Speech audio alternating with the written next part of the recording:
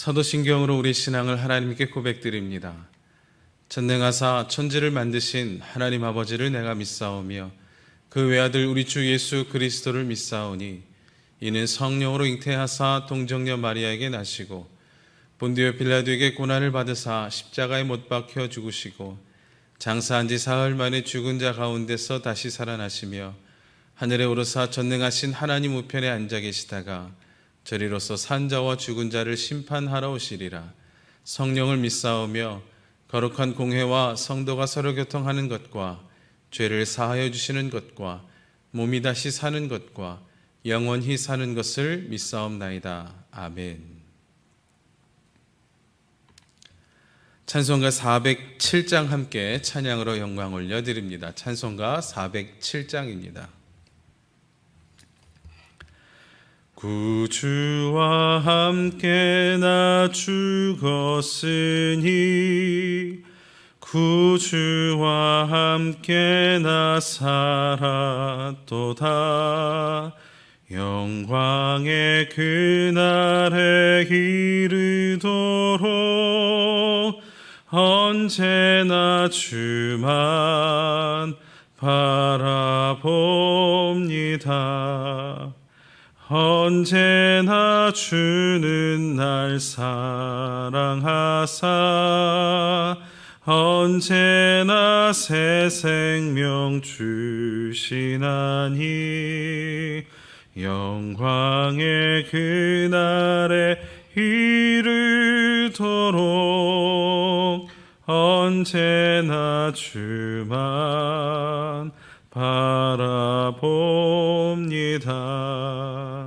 마음속에 시험을 받을 때와 무거운 근심이 있을 때에 주께서 그때도 같이 하사 언제나 나를 도와주시네.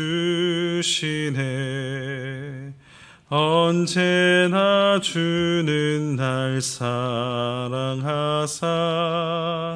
언제나 새 생명 주시나니 영광의 그날에 이르도록 언제나 주만 바라봅니다. 뼈 아픈 눈물을 흘릴 때와 쓰라린 마음으로 탄식할 때 주께서 그때도 같이 하사 언제나 나를 생각하시네. 언제나 주는 날 사랑하사 언제나 새 생명 주시나니 영광의 그날에 이르도록 언제나 주만 바라봅니다. 내 몸의 약함을 아시는 주 못 고칠 질병이 아주 없네. 괴로운 날이나 기쁜 때나 언제나 나와 함께 계시네. 언제나 주는 날 사랑하사 언제나 새 생명 주시나니 영광의 그날에 이르도록 언제나 주만 바라봅니다. 아멘.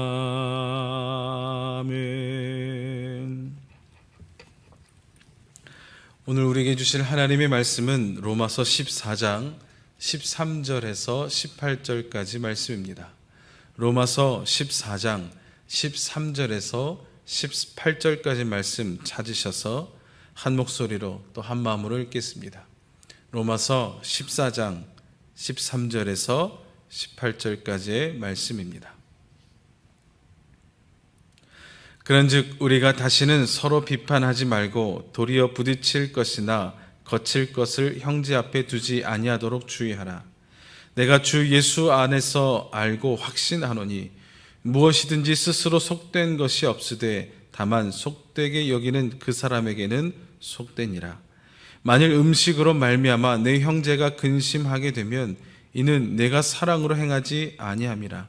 그리스도께서 대신하여 죽으신 형제를 내 음식으로 망하게 하지 말라. 그러므로 너희의 선한 것이 비방을 받지 않게 하라. 하나님의 나라는 먹는 것과 마시는 것이 아니요 오직 성령 안에 있는 의와 평강과 희락이라. 이로써 그리스도를 섬기는 자는 하나님을 기쁘시게 하며 사람에게도 칭찬을 받느니라. 아멘. 계속해서 새벽마다 로마서의 말씀으로 함께 나누고 있습니다. 오늘은 추석 연휴의 첫날이죠. 첫날 함께 잘 보내고 계십니까? 오늘 말씀의 제목은 형제에게 사랑으로 행하는 삶입니다. 지난 금요일부터 14장의 말씀을 함께 나누고 있는데 그 주된 내용은 믿음이 연약한 자에 대하여 어떻게 그를 포용할 것인가, 그런 부분에 대하여서 이야기를 하고 있습니다. 이렇게 기록하고 있는 이유는 지금 로마 교회 내에 있는 갈등에 대하여서 바울이 알고 있기 때문입니다.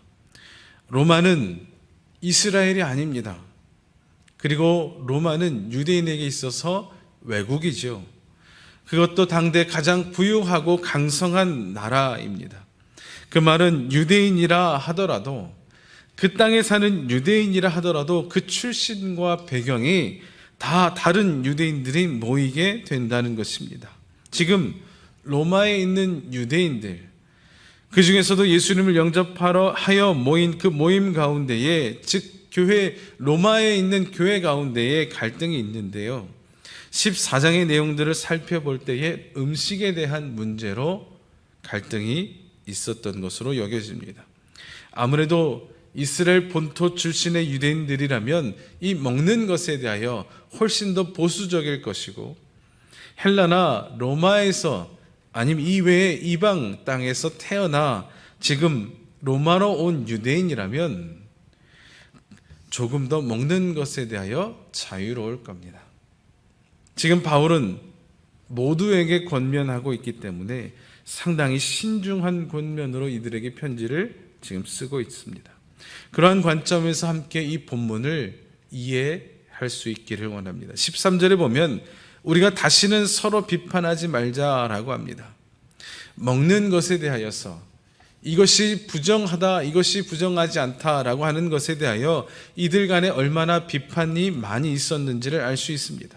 바울은 비판하지 말고 서로 부딪히는 일이나 거칠 것, 즉 부딪히는 것은 발에 걸려 넘어지게 하는 것을 말하고, 거친다는 것은 누군가를 함정에 빠뜨리기 위해 장애물 또는 덫을 놓는 것을 의미하는데, 그런 것에 대하여 하지 말자라고 하는 겁니다.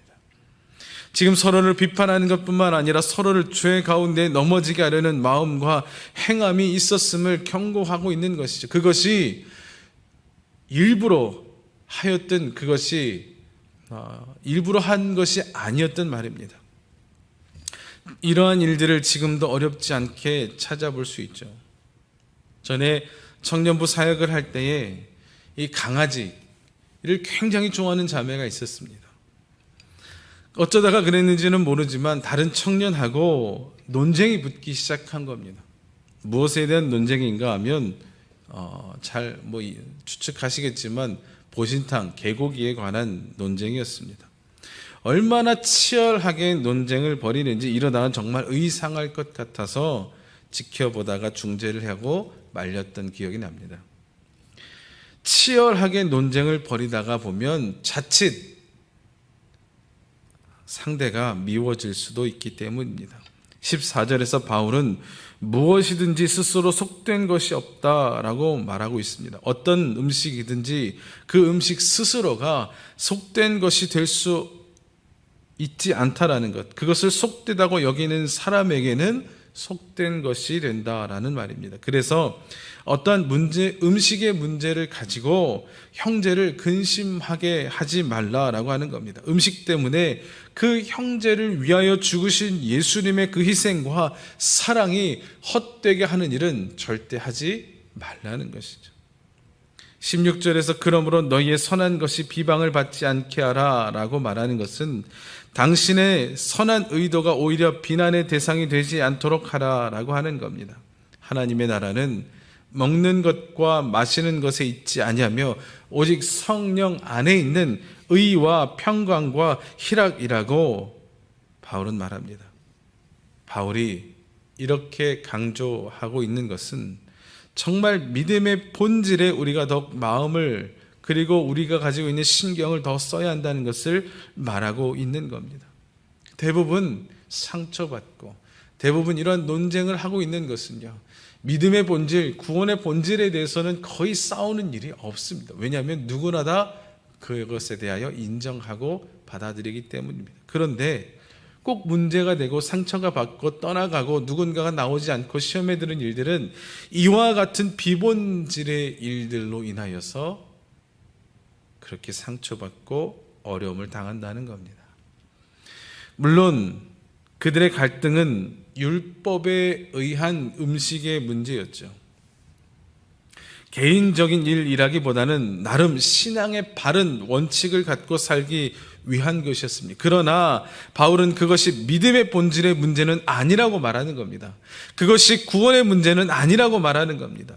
정말 우리가 구원받고 저 천국을 기업으로 받는 중요한 일, 본질에 대하여 더욱 집중하고 비본질 요소에 대해서는 우리가 함께 더 이해하고 받아들여주며 포용할 수 있어야 한다라고 하는 겁니다. 사랑하는 성도 여러분, 바울은 18절에서 마지막에 이렇게 정리하고 있습니다. 그리스도를 섬기는 자는 과연 누가 그리스도를 섬기는 자인가? 누가 그리스도의 제자인가? 누가 예수님을 따르는 자들인가? 라고 하는 겁니다. 정말 예수님을 따르고 그리스도의 제자라고 한다면 하나님을 기쁘시게 하며 사람에게도 칭찬을 받는다고 말하고 있습니다. 하나님을 기쁘시게 하는 일이 무엇입니까? 하나님을 기쁘시게 하는 일이 과연 무엇일까?